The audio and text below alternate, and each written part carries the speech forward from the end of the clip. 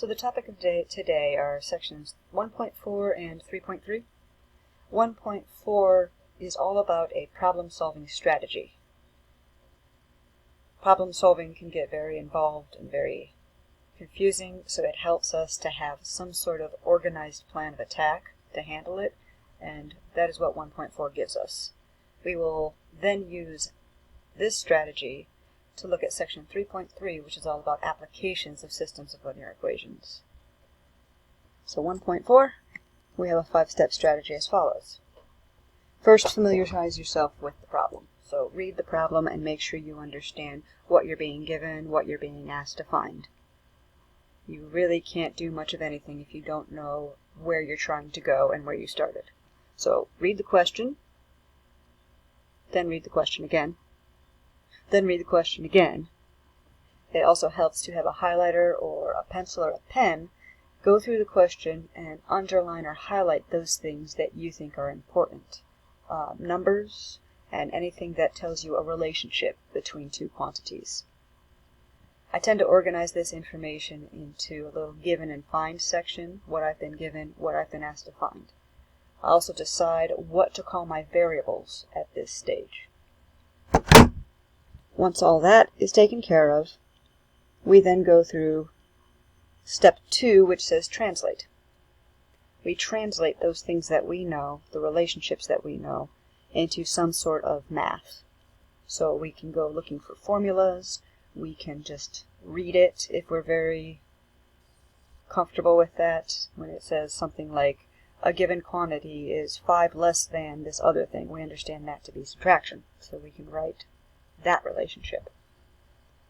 Once we have our equations, we can then do our algebra, right? Solve the system, find the quantities. Once we've completed that, we go through and we check it. If it doesn't satisfy the original question, then we know we've made a mistake somewhere. We also have to check because later we will see that sometimes you can solve things and end up with 2 solutions or more. We have to check to see which solutions actually work and which solutions actually make sense in the application. So this step 4 shouldn't be overlooked. We should check. Step 5 is to state our conclusion. I'll show you a little toy example before we move into the big boys. We don't need that. That can go away.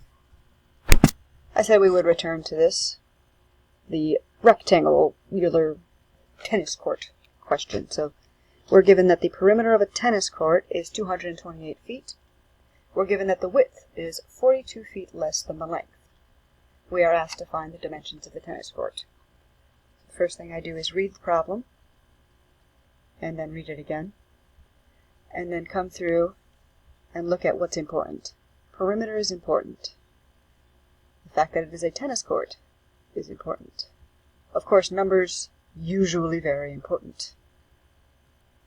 F-T, feet.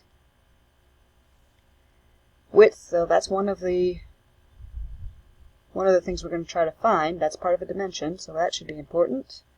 42 feet less than the length is important. So I will come over here and write given. And I'm going to think to myself, okay, this is a tennis court. A tennis court is a rectangle. We did derive the perimeter of a rectangle in class. We said that was 2 lengths plus 2 widths. So we are given the perimeter of a tennis court. We said it's P, and P was given to us as 228 feet. We aren't given the width and the length as such. We are asked to find those. Find length. And I'll call that L. I will clearly label that as one of my variables. And width, and I call that W. So I was given that I am looking at the perimeter of a tennis court. I was given this number. I am also given that the width is 42 feet. 42 feet. Less than the length. So all of that was step 1. Let's familiarize ourselves with what we've been given and what we've been asked to find. Let's go look for formulas that relate the things that we know to the things that we don't know. Technically, we could have done this in the translation step. We could have just said, okay, we were given the perimeter and then we can derive the perimeter formula, but we already knew that, so we can just write it down. Step 2 says translate.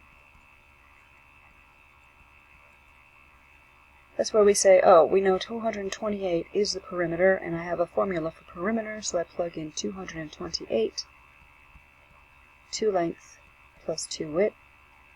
I'll also look down here. I was given that the width is 42 feet less than the length, and we said in class that translates as width is equal to the length minus 42.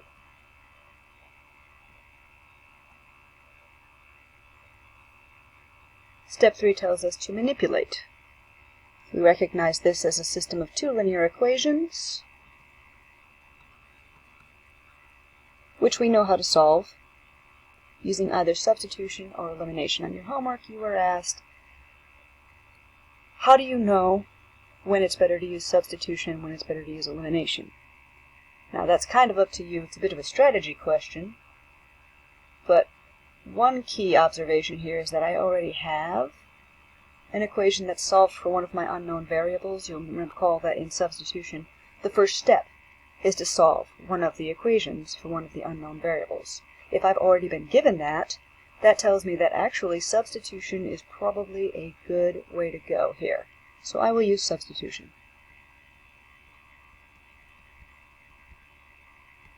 Since the first step was done for me. Step 1 complete, solve one of the equations. Don't need that.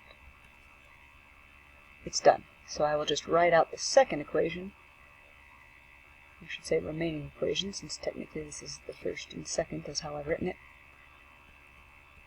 It was 2 length plus 2 width. I know what the width is, at least in terms of the length, so I can just plug that in.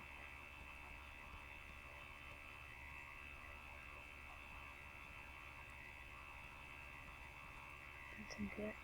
Whee! Fixed it.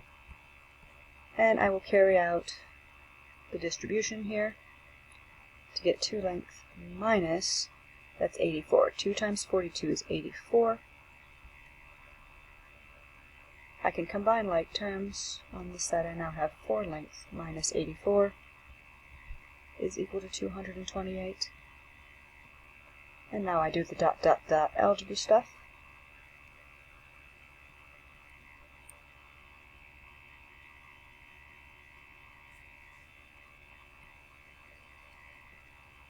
Let's see, 8 plus 4, 8, 9, 10, 11, 12. Carry 1, 8, 9, 10, 11. Carry a 1. I've made my pen angry with me. That gives me 312. So 312 is 4 lengths. Divide by 4. Divide by 4.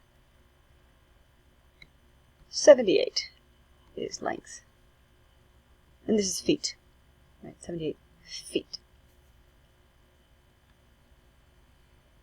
Next step for the substitution method is to back substitute into one of our original equations. And we said it would be very clever of us to back substitute into the equation that we already have written in terms of our unknown. Not 48, 42. So we plug in our 78 for our length, subtract 42,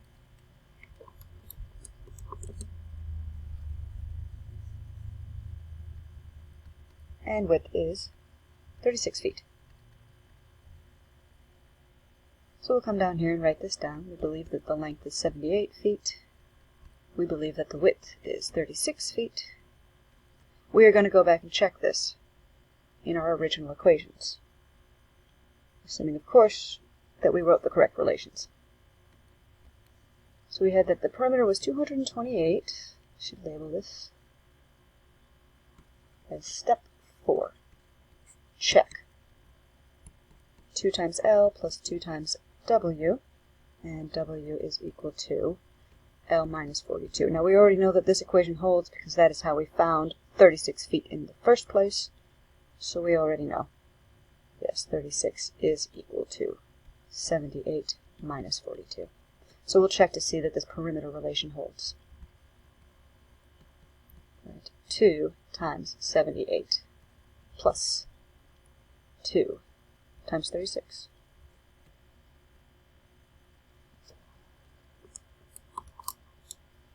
$156 is 2 times 78.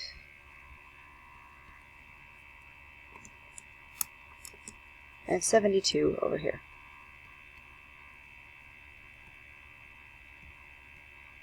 Perform the addition.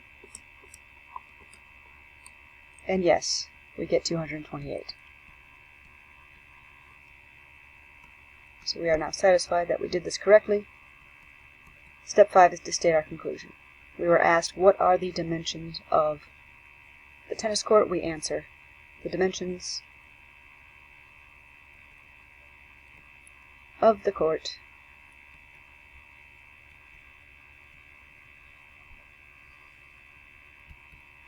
are length. Oops, that's the width. Length of 78 feet, and width is 36 feet. Period. So we will be doing this much more in section 3.3.